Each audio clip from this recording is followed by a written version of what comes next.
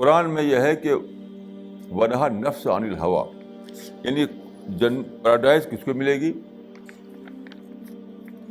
آپ نے جو قرآن پیش کیا لوگوں کے سامنے، اس میں یہ بتایا گیا ہے کہ پیراڈائز ملنے کا راز کیا ہے. وَأَمَّا مَنْ خَافَ مَقَامَ رَبِّهِ وَنَهَا النَّفْسَ عَنِ الْهَوَىٰ، پیراڈائز ان لوگوں کے لیے ہے جو خدا کے سامنے کھڑے ہونے سے ڈرے.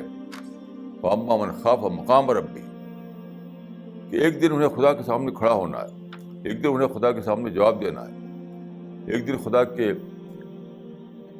کورٹ کا سامنا کرنا ہے. وَنَهَا النَّفْسَ عَنِ الْهَوَىٰ، اور اپنے خواہش پر کنٹرول کیا، اپنی خواہش پر، اپنے نگیٹو جذبات پر کنٹرول کیا. یعنی دیکھیے، دل میں ہمیشہ، جس دنیا میں ہم جیتے ہیں تو ایسی یہ دنیا ہے کہ ہاں بار بار ایسا ہوتا ہے کہ طرح طرح کے نگیٹو تھاٹ آپ کے اندر آتے ہیں. مثلاً میلس ہے، سیلفشنس ہے، آرگنس ہے، اور انمیٹی ہے. بہت سے نگیٹو تھاٹ جس کو میں کہہ رہا ہوں وہ آتے ہیں. ان نگیٹو تھاٹ کو آپ کو مینیج کرنا ہے، ڈیفیوز کرنا ہے اسی وقت، یہ سوچ کر کے کہ یہ چیزیں میری پرسنالٹی جو ہے نگیٹو بنائیں گی، اور نگیٹو پرسنالٹی والے آدمی کو پیراڈائز میں کبھی بھی انٹری نہیں ملنے والی.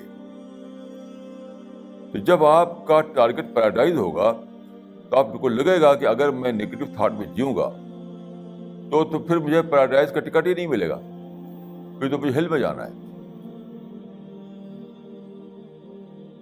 کیونکہ پیوریفائڈ سول جو ہے وہی جائے گی پیراڈائز میں. اور جن لوگوں نے اپنے سول کو، اپنی پرسنالٹی کو، اپنی شخصیت کو پیوریفائی نہیں کیا، وہ ان کا ٹھکانہ جو ہے وہ ہیل ہے. یہ بات اگر مائنڈ میں بیٹھ جائے تو زندگی بدل جائے.